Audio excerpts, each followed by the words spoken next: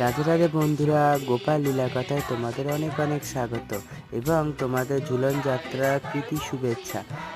আজকে যেহেতু ঝুলন যাত্রা, সেহেতু আমাদের বাড়িতে ছোট্ট করে গোপালের ঝুলন যাত্রা পালন হবে। সেই জন্য আমি গোপালকে ঘুম থেকে সকালে উঠিয়ে এবং তাকে স্নান করিয়ে দিচ্ছি। তারপর নতুন বস্ত্র এছাড়া তার শৃঙ্গারে যেসব দ্রব্য, সেই সব দ্রব্য নিয়ে নিয়েছি। দেখতেই পাচ্ছ গোপালকে আমি কি মিষ্টিভাবে সাজিয়ে দিয়েছি। তোমরা কিন্তু সবাই কমেন্ট করে জানিও কেমন লাগছে গোপালকে। তারপর আমি গোপালের ঝুলন অর্থাৎ দোলনাটিকেও সাজিয়ে নিয়েছি। আমারই গাছের দ্রব্যের ফুল এবং মালা গেঁথে আমি এই দোলনাটিকে সাজিয়েছি।